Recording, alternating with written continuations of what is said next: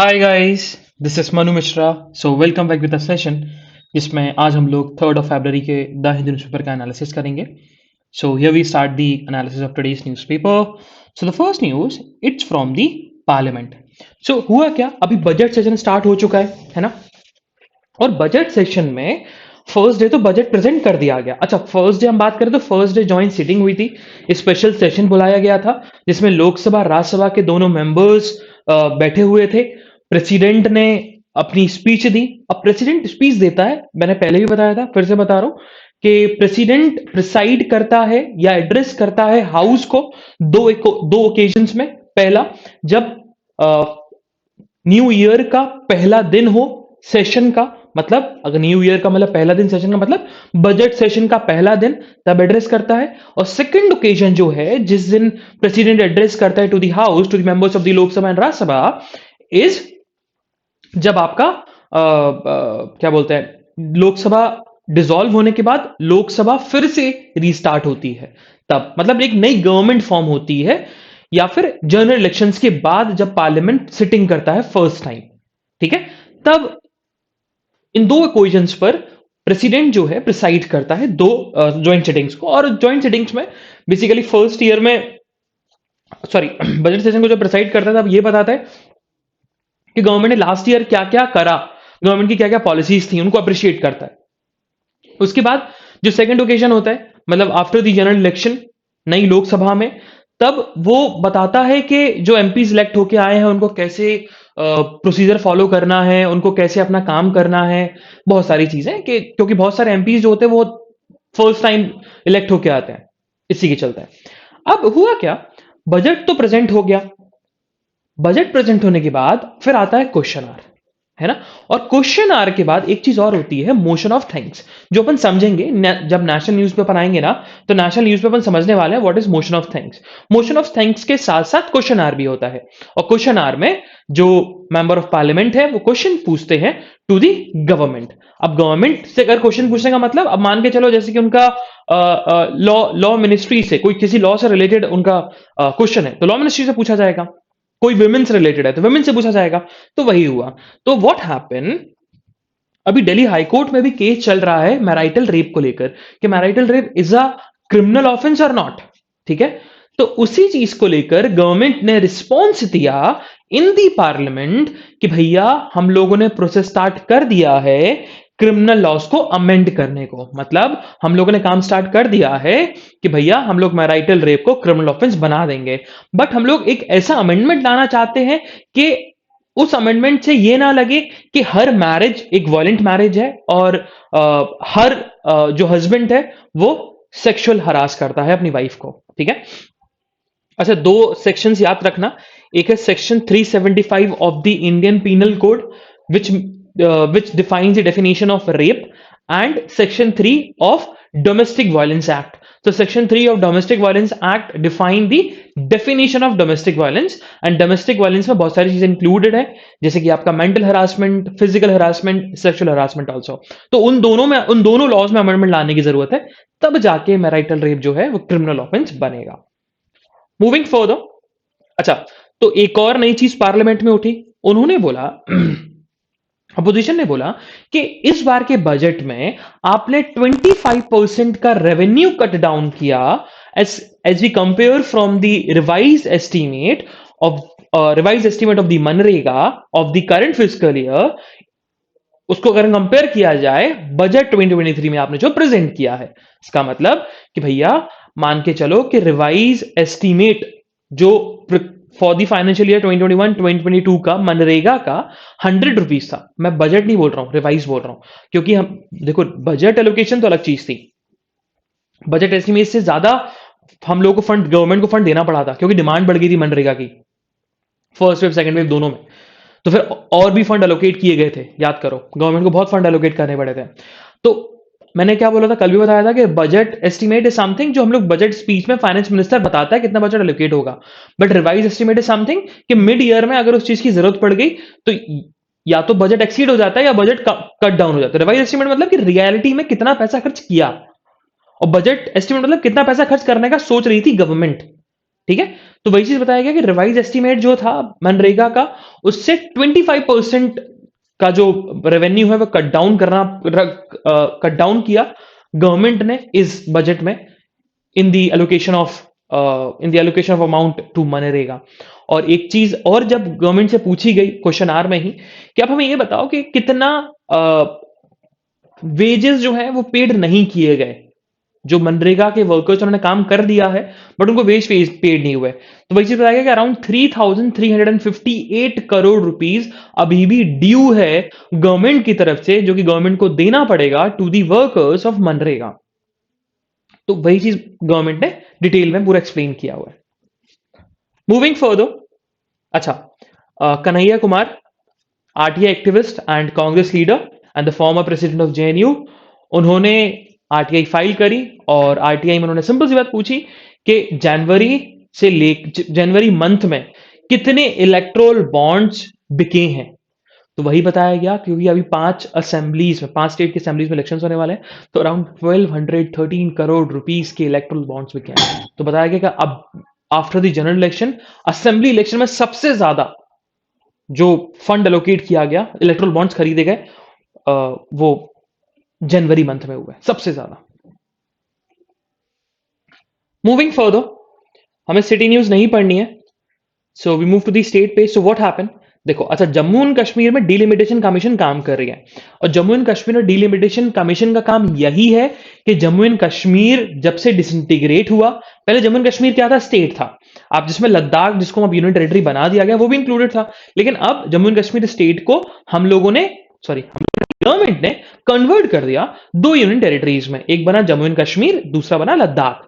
Okay, और Ladakh is a non legislative assembly union territories. It means कि Ladakh same होगी जैसे कि आपकी चंडीगढ़ है, जैसे कि आपका दमन एंड दीव एंड दादर नागर हवेली है, जैसे कि लक्षद्वीप है, वैसी होगी लद्दाख। लेकिन जो Jammu and Kashmir union territory है, उसमें लेजिस्लेटिव असेंबली होने वाली है, मतलब जैसे कि दिल्ली है, पौंडीचेरी है, वैसे ही Jammu and Kashmir union territory होगा, मतलब वहां पर इलेक्शंस होंगे, वहां पर चीफ मिनिस्टर होगा, बट हाँ पावर कम होती है as compare to the state के चीफ मिनिस्टर से, बट इलेक्शंस होने वाले हैं, इलेक्टेड गवर्नमेंट होगी। लेकिन जम्मू एंड कश्मीर अलग तो बन गया, लेकिन अभी भी वहां पर असेंबली, लेजिस्लेटिव असेंबली, या फिर हम बोल सकते हैं लेजिस्लेटिव कॉन्स्टिट्यूएंसी को डिवाइड करना बाकी है ऑन द बेसिस ऑफ, देखो एक बहुत बड़ा कंफ्यूजन होता है, एक बहुत बड़ा एक से भी है कि only on the basis of population हम लोग कॉन्स्टिट्यूएंसी को डिवाइड करते हैं, ऐसा नहीं है। पॉपुलेशन एक क्राइटेरिया होता है, ये फैक्ट है, ये ट्रुथ है, बट उसके साथ साथ कल्चर डिफरेंसेस भी होते हैं, उसके साथ साथ आपकी लैंग्वेज भी होता है, तो ये सारी चीजें, टेराइन भी होते हैं, जैसे कि मान के चलो हिल एरियाज का अलग कॉन्स्टिट्यूंसी हो जाएगा, जैसे आप उत्तराखंड में जाओगे तो उत्तराखंड में ऐसे ऐसे कॉन्स्टिट्यूंसीज हैं जहां पर बेसिकली सिर्फ थाउजेंड्स वोट्स हैं, 1 लाख से भी कम वोट है, ये पॉपुलेशन मान के चलो, पॉपुलेशन 1000 अराउंड 1 लाख के अंडर, 1 लाख के अंडर आती है। लेकिन कुछ कुछ कॉन्स्टिट्यूंसी ऐसी है जहां पर आपकी 5 लाख 6 लाख से भी ज्यादा आपकी एक सिंगल कॉन्स्टिट्यूंसी है। अब उसका रीजन ये है क्योंकि there is a difference between the terrain, hilly areas अलग हो गया, आपका प्लेन एरियाज अलग हो गया, तो सेम गोज भी जम्मू एंड कश्मीर में। तो जम्मू एंड कश्मीर में भी डिवीजन की जरूरत है कि लेजिस्लेटिव असेंबलीज जो है वहां पर उनकी कॉन्स्टिट्यूंसीज है, उनको डिलिमिट किया जाए, उनको उनको उनको फिर से कॉन्स्टिट्यूंसीज में कन्वर्ट किया जाए, या फिर आप बोल सकते हैं नई कॉन्स्टिट्यूंसी बनाई जाए, सिंपल सा काम है, जिसका रिकमेंडेशन उन्होंने दी भी थी कि अराउंड जम्मू में तो कॉन्स्टिट्यूंसीज उन्होंने बताई थी, बट कश्मीर में उन्होंने बोला था कि सिर्फ एक कॉन्स्टिट्यूंसी बनाने की जरूरत है ना, एक्स्ट्रा। लेकिन हुआ क्या, अभी Jammu and Kashmir delimitation commission ने यह बोला है कि हमें अभी एक एक्सटेंशन की जरूरत है, अभी हमें काम बाकी है। लेकिन इसमें दिक्कत क्या आ रही है, प्रॉब्लम यह है कि जब तक Jammu and Kashmir delimitation commission काम पूरा नहीं कर लेता, तब तक जम्मू एंड कश्मीर में इलेक्शंस नहीं हो पाएंगे। और जम्मू एंड कश्मीर में इलेक्शंस बहुत सालों से पेंडिंग पड़ा हुआ, अराउंड 3 साल हो गए, 3-4 साल हो गए, और 4-5 साल से इलेक्शन जो है वो जम्मू एंड कश्मीर में हो ही नहीं पाए। जब से यूनियन टेरिटरी बनी है तब से तो आपका लेफ्टिनेंट गवर्नमेंट का रूल चल रहा है, मतलब प्रेसिडेंट रूल चल रहा है, और Jammu and Kashmir delimitation commission ने ऑलरेडी एक और एक्सटेंशन मांग लिया, हो सकता है मिल जाए उनको एक्सटेंशन। मूविंग फर्दर, अच्छा, ये सिचुएशन बताता है कि विमेन का रिप्रेजेंटेशन क्या है पॉलिटिक्स में। देखो, जब हम उत्तराखंड की बात करते हैं तो उत्तराखंड 2000 में अलग स्टेट बन गया था, उत्तर प्रदेश से निकल के अलग स्टेट बना। एंड वहां पर एक मूवमेंट स्टार्ट हुआ था, चिपको मूवमेंट। ठीक है, तो चिपको मूवमेंट था तो 1970 का, लेकिन उत्तराखंड रीजन में था। जैसे कि भाई रीजन तो ऑलरेडी डिवाइडेड होते हैं ना। जैसे यूपी में आप आओगे तो यूपी में बघेलखंड है, बुंदेलखंड है, अवध है, आपका ईस्टर्न यूपी है, वेस्टर्न यूपी है, आपका रोहिलखंड है। ठीक है, तो अब सेम गोज विद दी मध्य प्रदेश। मध्य प्रदेश में भी जाओगे तो आपको मिलेगा, जैसे कि आप अगर ग्वालियर वाले रीजन में जाओगे तो चंबल रीजन हो जाता है। फिर आई एम जस्ट फॉरगेटिंग क्या रीजन बोलते हैं इंदौर वाले पार्ट को, मुझे अभी याद नहीं आ रहा। एक ट्रेन भी चलती है उसी नाम की। हाँ, उस नाम की ट्रेन भी चलती है, वो रीजन नाम की ट्रेन भी चलती है, मुझे याद नहीं आ रहा अभी। तो एक रीजन डिवाइडेड है। ठीक है, तो सेम गोज विद दी, जैसे कि उत्तराखंड की हम बात करें तो उत्तराखंड में भी रीजन डिवाइडेड हैं। जैसे कुमाऊं रीजन है आपका, जो हिली एरियाज होते हैं जहां पर बर्फ गिरती है। तो वैसे ही बताया गया कि उत्तराखंड रीजन था जब उत्तर प्रदेश 1970s में, जब उत्तर प्रदेश का पार्ट हुआ करता था, तो एक मूवमेंट स्टार्ट हुआ था, चिपको मूवमेंट। क्योंकि उत्तराखंड रीजन में इंडस्ट्रीज को सेटअप किया जा रहा था, उसके लिए डिफॉरेस्टेशन मतलब ट्रीज को कट डाउन किया जा रहा था। तो इसके चलते विमेन ने बहुत बहुत मतलब मेजॉरिटी जो प्रोटेस्टर्स थे जिन्होंने चिपको मूवमेंट में पार्टिसिपेट किया था, विमेन थी। विमेन ने लीड किया था। लीड तो कोई बहुगुना थे, उन्होंने लीड किया था। बट जो आपका विमेन का पार्टिसिपेशन बहुत ज्यादा था। लेकिन जब हम बात करते हैं अभी करंट सिनेरियो की, तो उत्तराखंड में भी इलेक्शंस होने वाले हैं। और उत्तराखंड में अगर हम बात करें तो सबसे ज्यादा अगर किसी पार्टी ने टिकट दिए तो बीजेपी ने दिए हैं विमेन को। सिर्फ 70s असेंबली में से सिर्फ उन्होंने 7-8 सीट जो है वो विमेन को दी हैं।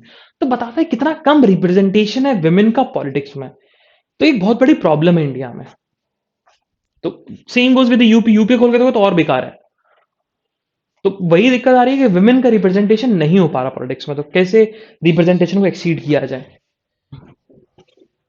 मूविंग फर्दर, सो अभी एक दिल्ली की एक इंडिपेंडेंट ग्रुप है, या हम बोल सकते हैं इसको एनजीओ है, उसने रिपोर्ट पब्लिश करी, India press freedom report 2021, which has been published by the group which named rights and risk analysis group.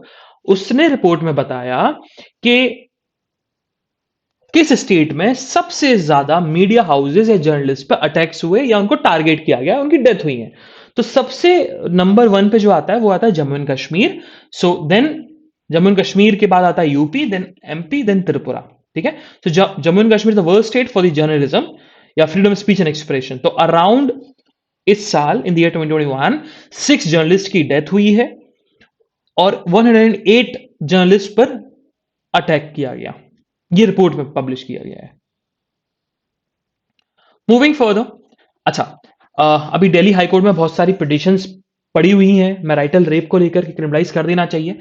तो अभी हाईकोर्ट ने एक नई चीज इवॉल्व करी। उन्होंने बोला कि अगर मैराइटल रेप एक्सेप्शन बनता है under the section 375 which give definition to the rape, तो फिर विमेन के आर्टिकल 15 और article 19 article 19 clause 1 sub clause A of the Indian constitution, जो कि फंडामेंटल राइट है, वो ब्रीच होगा।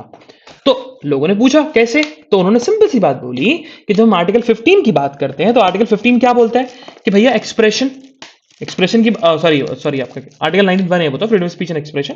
बट जब हम बात करते हैं आपके आर्टिकल 15 की, तो उसमें क्या बोला गया कि हम किसी भी पर्सन को, किसी भी सिटीजन को डिस्क्रिमिनेशन नहीं होने देंगे on the basis of sex, creed. लेकिन आप यहां पर करवा रहे हो, यहां पर विमेन के पास नो बोलने का राइट है ही नहीं, है ना।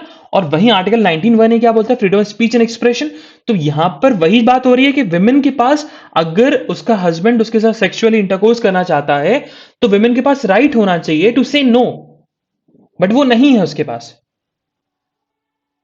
तो यही चीज यहां पर ऑब्जर्व किया है या फाइंडिंग निकाली है हाई कोर्ट ने मैराइटल रेप को लेकर। तो हो सकता है कि भाई इन दी अपकमिंग 1 or 2 years थोड़ा सा जो हमारे क्रिमिनल लॉज हैं उनमें चेंजेस आए और मैराइटल रेप जो है वो क्रिमिनल ऑफेंस बन जाए। तो मैराइटल रेप एक बहुत बड़ा इशू बन चुका है। मूविंग फर्दर, अच्छा, इस न्यूज में जो इंपॉर्टेंट हमें चीज याद रखनी है वो ये याद रखना है, सुल्तानपुर नेशनल पार्क, ये लिख लेना। सुल्तानपुर नेशनल पार्क है कहाँ का, कहाँ पर? बहुत लोग कंफ्यूज होंगे कि यूपी में है, क्योंकि यूपी में सुल्तानपुर सिटी है, बट नहीं, Sultanpur national park is in the state of Haryana. And वहां पर हुआ कि अभी गवर्नमेंट ने बोला है कि सुल्तानपुर नेशनल पार्क में we will allowed the home stay, and जिससे हम लोग अपने टूरिज्म को प्रमोट करेंगे और विजिटर्स को अपॉर्चुनिटी देंगे to know the culture and to know the custom of state of Haryana, rural life also. Moving further, so अभी हुआ क्या, आंध्र प्रदेश गवर्नमेंट ने एक प्ले था जो कि 100 साल पुराने हो गए, 920 में जो लिखा गया था play by the Kallakuri Narayana Rao, Chintamani Padya नाटकम।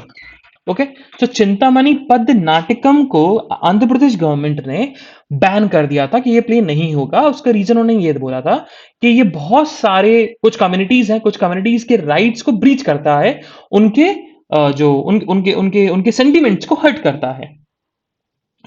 और बहुत सारी पिटिशन फिर फाइल की गई कि आंध्र प्रदेश हाईकोर्ट में कि भाई जो आंध्र प्रदेश गवर्नमेंट ने स्टेप लिया बाय बैनिंग दी चिंतामणि पद्य नाटकम, जो कि जिसकी 100 ईयर्स पूरे हो गए, 920 में लिखा गया था, वो गलत है।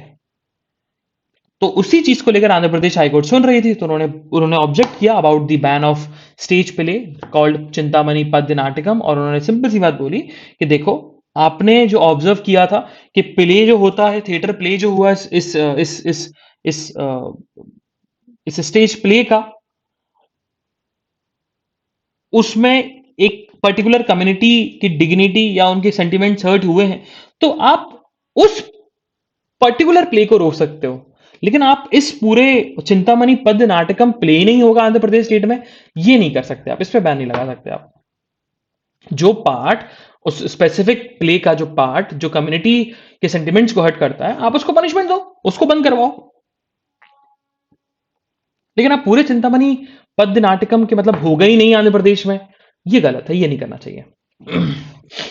मूविंग फर्दर अगेन, सो अभी वही क्वेश्चन आर चल रहे हैं, तो क्वेश्चन आर में वही पूछा गया कि आप हमें ये बताओ। अच्छा, ये बीजेपी के मिनिस्टर नहीं पूछा है क्वेश्चन, टू दी बीजेपी के एमपी ने ही क्वेश्चन पूछा है to the minister of state of home से, नित्यानंद राय से, कि सिंपल सी बात हमें ये बताओ कि आंध्र प्रदेश की कैपिटल क्या है। तो उन्होंने सिंपल बोले कि ये देखो, अभी आंध्र प्रदेश की जो कैपिटल वो अमरावती है।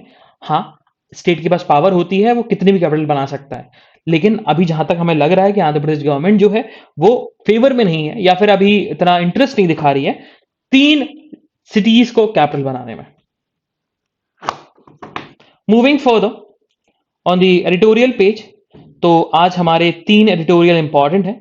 The first one it's about the imperial access, इसको अपन पढ़ेंगे, बड़ा इंटरेस्टिंग सा एडिटोरियल है।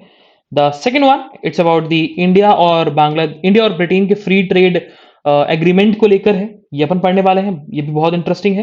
एंड द थर्ड वन जो अपन पढ़ने वाले हैं, दैट्स अबाउट दी कि अभी बजट में जो कैपेक्स इंक्रीज किया गया, कैपिटल एक्सपेंडिचर इंक्रीज किया गया, उसको लेकर है। चलो, तो first will discuss the imperial access. And ये देखो, इसमें ऐसा कुछ पॉइंट नहीं है या फिर ऐसा कुछ ऐसा कुछ लिखने को नहीं है कि जिसमें आप नोट्स बना सको, तो इसमें तो नोट्स बनाने की जरूरत नहीं है, बट रीड करो। जो हुआ क्या, ये बताता है कि कैसे गवर्नर्स ऑफ द स्टेट जो है वो गवर्नमेंट के साथ खिलवाड़ कर रहे हैं, पीपली इलेक्टेड गवर्नमेंट के साथ खिलवाड़ कर रहे हैं और कॉन्स्टिट्यूशन के प्रोविजंस को नहीं मान रहे। कैसे? उन्होंने बोला, सबसे पहली बात उन्होंने वेस्ट बंगाल से रिलेटेड लेके रखी। वेस्ट बंगाल के जो गवर्नर है जगदीप धनकर, अभी हुआ क्या, जगदीप धनकर ने काउंटर किया, ट्विटर पे उन्होंने स्लैश किया कि भैया जो गवर्नमेंट है वेस्ट बंगाल की, वो हमारी बात नहीं मानती, वो कॉन्स्टिट्यूशन के एम्बिट में काम नहीं करती, ऑफिशियल्स हैं, गवर्नमेंट ऑफिशियल्स हैं, वो काम नहीं करते। तो जिसके रिटेलिएशन में ममता बनर्जी ने उनको ट्विटर से बैन कर दिया। जब ये बात जगदीप धनकर को पता लगी, तो जगदीप धनकर ने मैसेज लिखा टू दी ममता बनर्जी कि हम लोग डायलॉग और हार्मनी के साथ, dialogue harmony among constitutional functionary के साथ हम लोग अपने जो इश्यूज हैं वो रिजॉल्व करेंगे। बट चीफ मिनिस्टर का सिंपल सा कहना है कि गवर्नर जो है वो हमारे हमारे गवर्नमेंट को, इलेक्टेड गवर्नमेंट को बॉन्डेड लेबर समझते हैं, क्योंकि जब भी वो क्या है ना, वो कभी भी जो उनका मन करता है तो किसी भी गवर्नमेंट ऑफिशियल को बुला लेते हैं, डीजीपी को बुला लेते हैं, चीफ सेक्रेटरी को बुला लेते हैं, लेकिन कभी कभी अगर वो नहीं आ पाते ड्यू टू सम वर्क, तो वो लोग फिर जो गवर्नर है, वो लोग गवर्नर जो है वो ट्विटर पे ट्वीट कर देते हैं कि भाई जो गवर्नमेंट है और गवर्नमेंट के इलेक्टेड ऑफिशियल्स हैं वो लोग काम नहीं कर रहे। तो ये गलत है। और हम गवर्नमेंट की बात करें, गवर्नर की बात करें तो गवर्नर के पास एक बिल गया था, Howrah municipal corporation amendment bill 2021। उन्होंने उस पर असेंट नहीं दी, जिसके चलते जो सिविक पोल्स है या म्युनिसिपल इलेक्शन से हावड़ा में या कैलकाटा में वो डिले हो गए उनकी वजह से। फिर उन्होंने बोला कि जब भी हम कोई वेलफेयर स्कीम लेके आते हैं तो उसको लेकर वो एलिगेशन लगा देते हैं कि भाई इसमें तो करप्शन हुआ है ना। और बहुत सारी चीजें, जब भी कोई गवर्नमेंट इन्वेस्टमेंट, जब भी हमारी गवर्नमेंट इन्वेस्ट करती है स्टेट में तो उस पर क्वेश्चन रेज करते हैं, जो कि उनका काम नहीं है। और अपोजिशन में जो बीजेपी है उनका सपोर्ट करते हैं वो, तो ऐसा नहीं करना चाहिए। फिर उन्होंने महाराष्ट्र का एग्जाम्पल दिया कि महाराष्ट्र के जो गवर्नर हैं भगत सिंह कोश्यारी, भगत सिंह कोश्यारी ने बताया कि भगत सिंह, अभी हुआ क्या था कि महाराष्ट्र की असेंबली में अभी स्पीकर इलेक्ट नहीं हुआ, लेकिन महाराष्ट्र की गवर्नमेंट ने क्या किया, असेंबली के रूल्स एंड प्रोसीजर में थोड़े चेंजेस लेके आया। उन्होंने बोला कि अब वॉइस वोट के थ्रू भी स्पीकर का इलेक्शन हो जाएगा। पहले क्या था कि पहले बैलेट पेपर के थ्रू होगा, लेकिन अब क्या, बैलेट पेपर के थ्रू भी करा सकते हो और अब आप आपका वॉइस वोट के थ्रू भी करा सकते हो। इस चीज को लेकर गवर्नर भगत सिंह कोश्यारी ने बोला कि नहीं, आप ऐसा नहीं कर सकते। लेकिन अगर हम कॉन्स्टिट्यूशन की बात करें तो government has the power to amend the या टू मेक दी चेंज या to bring the amendment in the assembly rules and procedures. तो इसको फिर गवर्नर रोक क्यों सकता है? तो गवर्नर ने जो भी किया वो गलत किया, है ना। फिर गवर्नर को बोला गया था कि आप ऐसा करो कि काउंसिल ऑफ मिनिस्टर्स में हमने 12 मेंबर दिए, इनको नॉमिनेट कर दो आप लेजिस्लेटिव काउंसिल में। गवर्नर मना कर दिया कि हम नॉमिनेट नहीं करेंगे, तो ये गलत है। जब गवर्नर एक्ट, जब जब हम बात करें स्टेट में, गवर्नर है will act on the aid and advice of the आपका aid and advice of the council of minister, तो फिर उनको करना चाहिए काम। फिर तमिलनाडु का एग्जाम्पल दिया कि आर एन रवि, वो भी बहुत हार्डकोर है। उन्होंने, उनके पास अभी बिल गया हुआ है Tamil Nadu admission of under graduate medical degree course bill 2021, जिसके थ्रू नीट जो है वो तमिलनाडु के स्टेट मेडिकल कॉलेज में एप्लीकेबल नहीं होगा, लेकिन उस पर वो साइन ही नहीं कर रहे। तो उसी चीज को लेकर ऑथर ने यही बोला है कि जो इंपीरियल ओवरट्यून है गवर्नर की, वो कॉन्स्टिट्यूशन को हार्म कर रही और इलेक्टेड गवर्नमेंट को सही तरीके से काम नहीं करने दे रही। ये ऑथर ने बोला है। चलो, we'll move towards the next editorial, that's about the India Britain free trade unlock new opportunities। अब ये है क्या, देखते हैं। चलो देखो, सबसे पहली बात जो ऑथर ने यहाँ पर लिखना स्टार्ट किया, उन्होंने यही बोला कि जब हम लास्ट ईयर की बात करें, in the month of May, prime minister Modi और बोरिस जॉनसन एक दूसरे से मिले, even even in the between of second wave, और उन्होंने अनाउंस किया कि हमारे दो कंट्रीज का जो विजन है वो एक शेयर्ड विजन है, और हम लोग इस डेकेड, मतलब 2021 से लेकर 2030 तक हम लोग ट्रांसफॉर्मेटिव स्टेप लेके आएंगे और इंडिया और यूनाइटेड किंगडम की पार्टनरशिप में बहुत चेंजेस आने वाले हैं। ठीक है। अब उसके साथ साथ उन्होंने उनका जो एम्बिशन था वो ये था कि अभी जो एग्जिस्टिंग बायलेटरल ट्रेड है इंडिया और ब्रिटेन के बीच में, वो डबल कर दी जाए या डबल हो जाए बाय द ईयर ऑफ 2030। तो अभी एग्जिस्टिंग जो बायलेटरल ट्रेड है इंडिया और ब्रिटेन के बीच में, इट्स अमाउंटेड 23 बिलियन यूरोस। ठीक है, 2019 का बता रहे हैं। और इस चीज को लेकर गवर्नमेंट ने बहुत सारे रैपिड स्टेप्स भी लिए, जैसे कि उन्होंने ट्रेड में जो बैरियर्स लगे हुए थे उनको रिड्यूस कर दिया। उन्होंने जो ग्राउंड लेवल पे काम चाहिए था कि ब्रिटेन के साथ अच्छी डील हो जाए, ब्रिटेन के अच्छी ट्रेड हो, वो काम किया। और अभी जो सबसे बड़ा स्टेप बचा हुआ है वो यही है कि हम लोग इंडिया और ब्रिटेन के बीच में फ्री ट्रेड एग्रीमेंट साइन हो जाए बाय द एंड ऑफ 2022। ये अभी एक बड़ा बैरियर जो है, एफटीए जो है, वो भी साइन करना बाकी है। और दोनों ने अनाउंस किया, दोनों गवर्नमेंट ने अनाउंस किया है, इंडिया और ब्रिटेन की, कि बाय द ईयर ऑफ 2022 हम लोग एफटीए जो है वो कंप्लीट कर लेंगे। तो अब सबसे पहले बिगनिंग, मतलब ऑथर ने यहां पर स्टार्ट किया कि क्या इंडिया और ब्रिटेन के जो ट्रेड है वो अभी कुछ एग्जिस्ट करता है, कुछ है उसका पार्ट। उस चीज को लेकर ऑथर ने बताया, जो कि बात करें तो हाई कमिश्नर है to India, British high commissioner, यहां बोल सकते हैं ब्रिटेन को रिप्रेजेंट कर रहे हैं इंडिया में। ठीक है। उन्होंने बोला कि जब भी हम बात करते हैं तो हाँ, दोनों गवर्नमेंट जो है वो एक्शंस लेना स्टार्ट कर दिया उन्होंने। जैसे कि अभी जो ब्रिटिश एप्पल्स हैं वो इंडिया में एक्सपोर्ट होना स्टार्ट हो गए। पहले बैन लगा हुआ था, लेकिन अब एक्सपोर्ट होना स्टार्ट हो गए। और उसी के साथ साथ ब्रिटिशर्स ने भी क्या किया, अलाउ कर दिया इंडियन फिशरीज को या इंडियन श्रिम्स को कि वो यूके में एक्सपोर्ट कर सकें। तो हम लोग इंडियंस एप्पल ले रहे हैं फ्रॉम ब्रिटेन, और ब्रिटिशर्स श्रिम्स ले रहे हैं, फिश ले रहे हैं टू दी आपका यूके, हम लोग बहुत सारी चीजें भेज रहे हैं जिससे हमारे कंट्रीज के बीच रिलेशंस जो है और ट्रेड रिलेशंस जो है बहुत स्ट्रेंथन हो गए। और अभी बात की जाए तो अभी हाँ एफटीए नेगोशिएशन होना बाकी है, जो कि लास्ट मंथ अभी होगा, है ना, लॉन्च होगा नेगोशिएशन जो है, एफटीए के नेगोशिएशन जो है लास्ट मंथ स्टार्ट होने वाले हैं। एंड और जो इंडिया के जो आपके कॉमर्स मिनिस्टर है पीयूष गोयल, एंड यूके के जो उनके काउंटर पार्ट है international trade secretary Anne Marie Trevelyan, उन दोनों ने अनाउंस किया है कि बाय द एंड ऑफ 2022 जो हमारा एफटीए जो बिग टास्क है वो कंप्लीट हो जाएगा। ओके, लेकिन हाँ थोड़ी प्रॉब्लम्स आएंगी, उसका रीजन यही है कि हम जब इंडिया और यूके की बात करते हैं, ब्रिटेन की बात करते हैं, तो they are different sizes and they are at the different stage of their development. जैसे कि ब्रिटेन जो है वो डेवलप्ड नेशन है, इंडिया डेवलपिंग नेशन है, इंडिया फास्टेस्ट ग्रोइंग इकोनॉमी है, ब्रिटेन नहीं है। तो ठीक कुछ देखो, कुछ ऑब्वियसली बात है, दोनों एक अगर दोनों एक दूसरे के साथ में बराबरी के होते तो ऑब्वियसली बात है अच्छा काम होता, दोनों साथ में ग्रोथ करते, but they are on the different stage of development, जिसके चलते थोड़े से चेंजेस आ सकते हैं, थोड़ी डिफिकल्टीज आ सकती है। बट ये दोनों ने अश्योर किया है, दोनों कंट्री के मिनिस्टर्स ने अश्योर किया है कि जितनी भी डिफिकल्टीज आएंगी बट एफटीए कंप्लीट हो जाएगा बाय द एंड ऑफ 2022। अब बिजनेसेस इन बोथ नेशन की बात करें तो ऑथर ने बोला कि अराउंड 600 यूके कंपनीज जो हैं वो इंडिया में काम कर रही हैं और अराउंड 3,20,000 इंडियंस को जॉब देके रखी हुई है। सबसे उन्होंने बात की है जैसे बारक्लेस, तो बारक्लेस का अगर सबसे बड़ा कोई ऑफिस है आफ्टर लंदन ऑफिस तो वो पुणे में है। उसके बाद उन्होंने बात की जेसीबी, है ना, जेसीबी समझ गए होंगे, जो कि एक्सट्रैक्टिंग इक्विपमेंट्स और एक्सट्रैक्टिंग आपके ऑटोमोबाइल्स बनाती है ना। तो जेसीबी जेसीबी कंपनी है ना, जेसीबी कोई कोई वो नहीं होता यार, क्या बोलते हैं, क्या आपका जेसीबी कोई कोई ऑटोमोबाइल्स नहीं है, ऑटोमोबाइल्स कंपनी है, ठीक है। जैसे कि हम कार बोलते हैं ना, तो कार अब कार बहुत सारी कंपनीज की आती है, टाटा की भी आती है, आपकी महिंद्रा की भी आती है, आपका जेक उसकी भी आती है, क्या बोलते हैं, रेंज रोवर की भी आती है, आपकी होंडाई की भी आती है, होंडा की भी आती है। तो जेसीबी इज अ कंपनी। जैसे हम लोग नूडल्स को हम लोग बोलते हैं ना मैगी बना रहे हैं, तो अब एक मैगी कॉमन टर्म बन गया कि हमने बोलना स्टार्ट कर दिया, अगर हम नूडल्स भी बना रहे होते हैं ना तब भी हम बोलते हैं नॉर्मल, अगर हम कुछ भी, अगर हम आपको चिंग्स बना रहे हो तब भी हम बोलते हैं मैगी बना रहे हैं।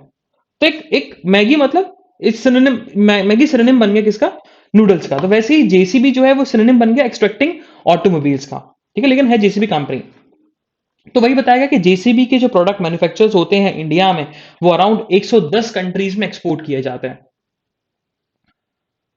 फिर उन्होंने हिंदुस्तान यूनिलीवर का नाम लिया, तो हिंदुस्तान यूनिलीवर भी फास्टेस्ट आपका जो fast growing manufacture consumer goods India में प्रोड्यूस करता है।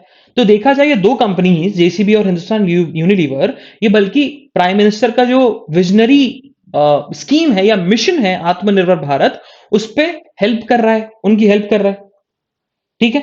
फिर और फिर उसने इंडिया के पर्सपेक्टिव बात करें तो इंडिया ने भी कम से कम बहुत इन्वेस्टमेंट कर रखा है यूके में।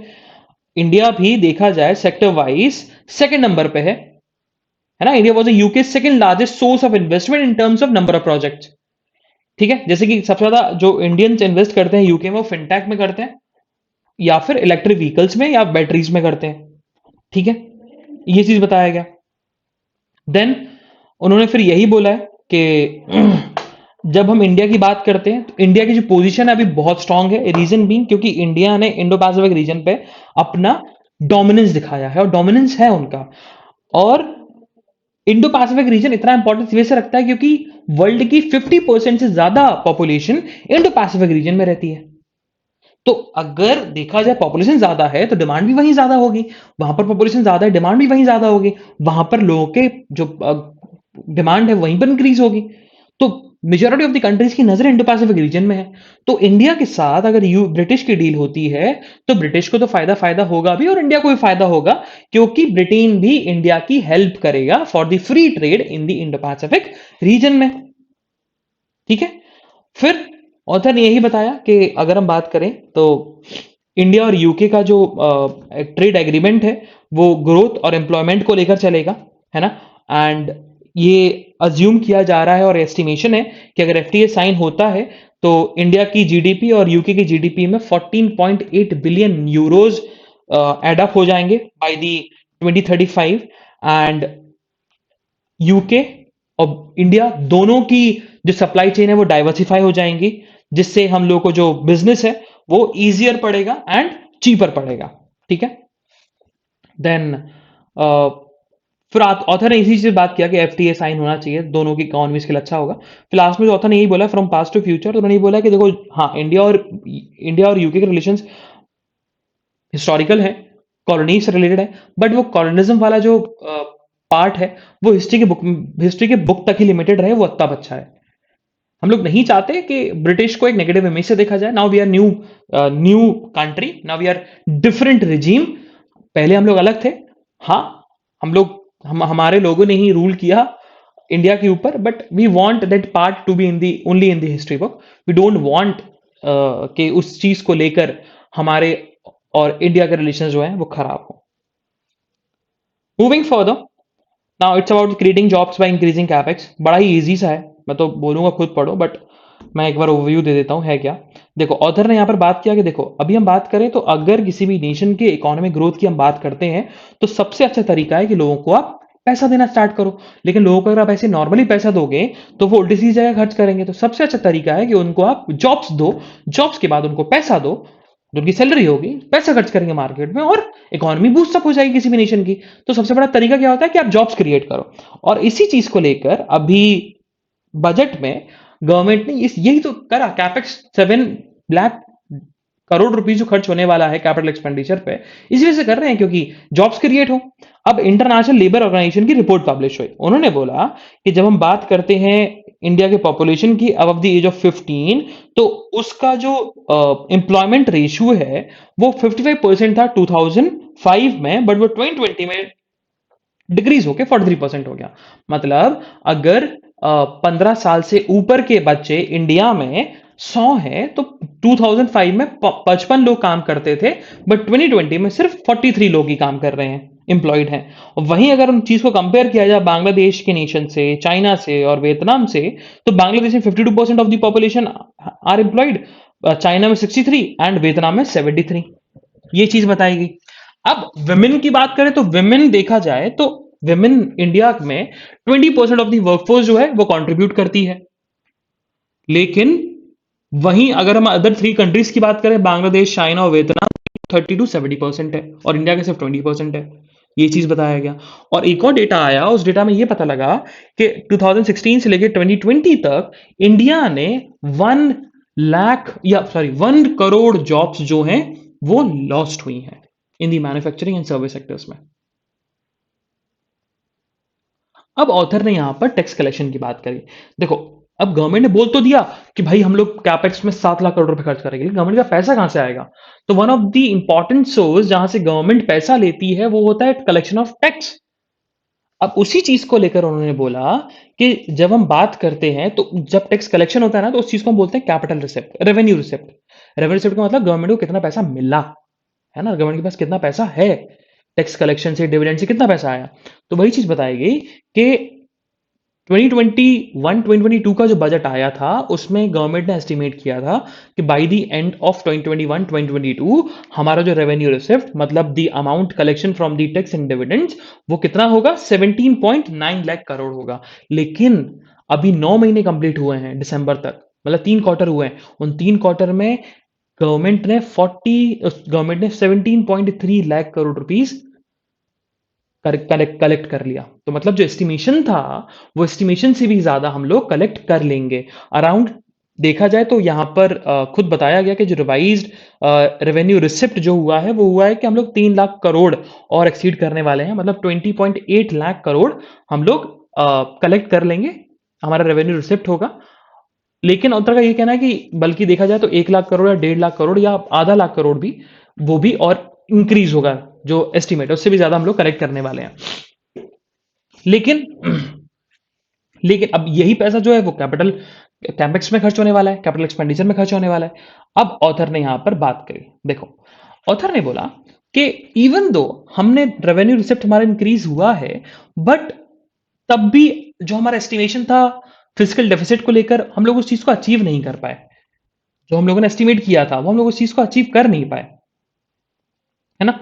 अब ऑथर ने सिंपल सी बात बोली कि देखो, उसका रीजन ये है क्योंकि हमने जो पैसा कलेक्ट हुआ वो हमने और कहीं खर्च कर दिया, बहुत सारी चीजों में खर्च किया, जैसे कि फूड एंड फर्टिलाइजर सब्सिडीज में खर्च किया।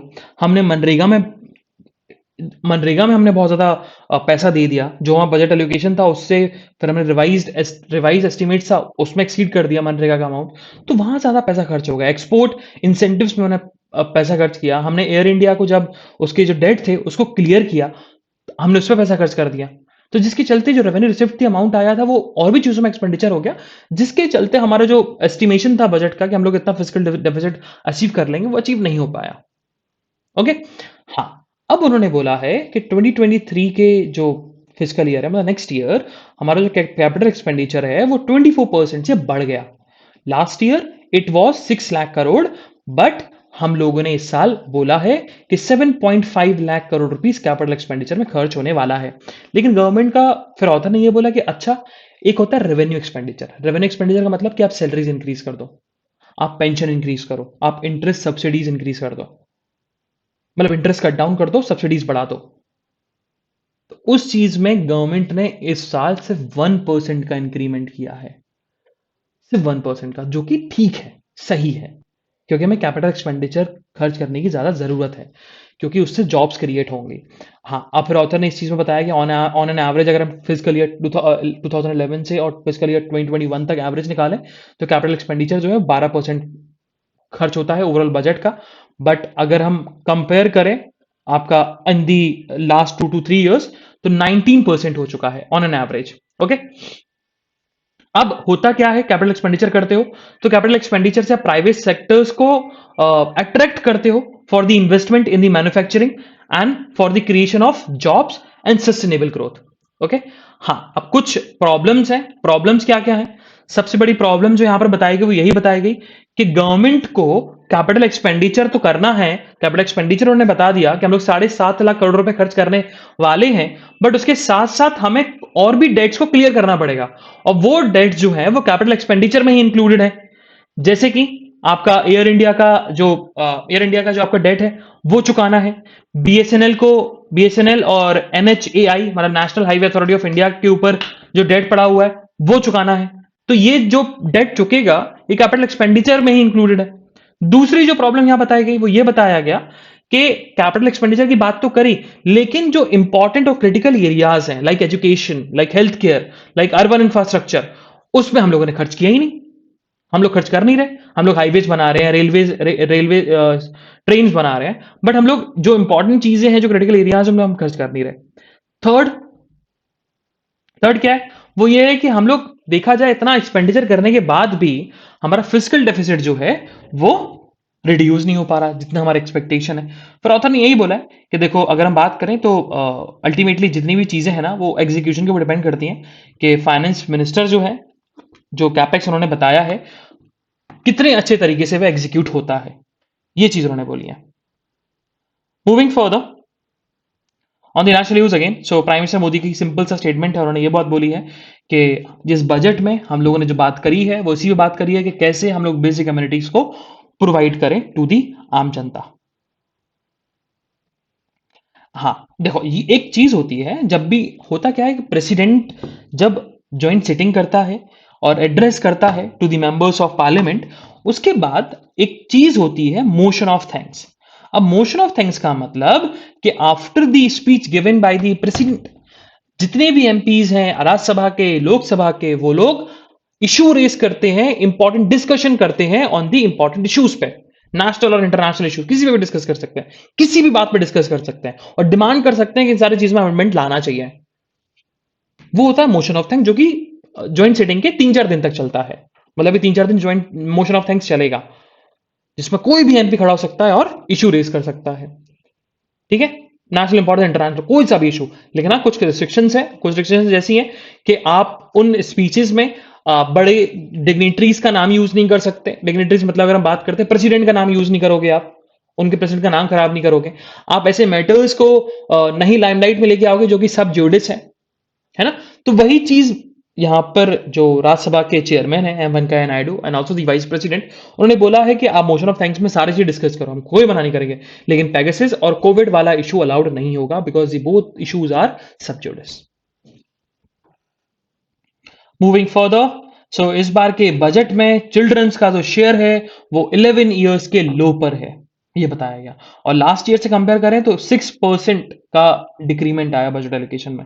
ऑब्वियसली बात है, देखो अगर कहीं ना कहीं हम लोग एक्सीड कर रहे हैं, कैपेक्स में एक्सीड कर रहे हैं, तो बच्चों पे तो ऑब्वियसली बात है कहीं ना कहीं कट डाउन होगा। तो यहाँ पर इस बार चिल्ड्रंस का जो शेयर था वो कट डाउन किया गया। Moving further on the national news, so what happened, supreme court ने बोला है कि 2022 का जो हमारा मिशन है कोलिजियम का वो यही है कि हाई कोर्ट की जो वैकेंसीज हैं उनको कैसे फिलअप किया जाए, ये चीज है। और उन्होंने बोला कि 1 फरवरी में कोलिजियम ने लिस्ट ऑफ रिकमेंडेशन बना ली है कि 7 हाई कोर्ट्स में कौन कौन अपॉइंट होना चाहिए। Moving further, so health ministry has stated that कि अब टीन्स के सेकंड डोज पे हम लोग फोकस करने वाले हैं, मतलब 15 से 18 साल के बीच में जो डोजेस लगनी है टीन्स को, उन टीन्स पे हम लोग अब फोकस करेंगे, सेकंड डोज पे हम लोग फोकस करने वाले हैं। और हम चाहते हैं कि जल्दी जल्दी जो सेकंड डोज है वो उनकी कवरेज जल्दी जल्दी हो जाए। कल इंडिया में रिकॉर्ड 1000 कोविड-19 की डेथ्स हुई हैं। सो इट्स ऑल्सो रिकॉर्ड, कितने दिनों बाद हमको 1000 के ऊपर डेथ सुनने को मिला। Moving further on the world news, so world news में ऐसी कुछ न्यूज नहीं है जो हमारे एग्जामिनेशन पर्सपेक्टिव में इंपॉर्टेंट, बट एक इंपॉर्टेंट न्यूज है, वो ये है कि इंडिया का जो एग्जिम बैंक है, एक्सपोर्ट इंपोर्ट बैंक, उसका श्रीलंका के साथ डील साइन हुई है $500 मिलियन की। And $500 million will be given to the Sri Lanka as a line of credit. Line of credit का मतलब होता है कि वो अपना जो भी उनके इश्यूज हैं, इश्यूज इजीली रिजॉल्व हो जाए by giving the monetary assistance. तो अभी हम श्रीलंका की बात करें, श्रीलंका में फ्यूल शॉर्टेज हो रहा है और अभी जो वहां पर इकोनॉमिक सिचुएशन है थोड़ी सी खराब बनी हुई है। इसके चलते इंडिया के एग्जिम बैंक ने श्रीलंका को $500 मिलियन का लोन दिया है। इकोनॉमिक न्यूज में ऐसी कुछ न्यूज नहीं है जो हमारे एग्जामिनेशन पर्सपेक्टिव के लिए इंपॉर्टेंट हो। Same goes with the sports news. So this is the analysis of today's newspaper. हम लोग कल फिर मिलेंगे with some exciting news, exciting current affairs. तब तक के लिए bye bye, have fun and enjoy your day. Bye bye guys.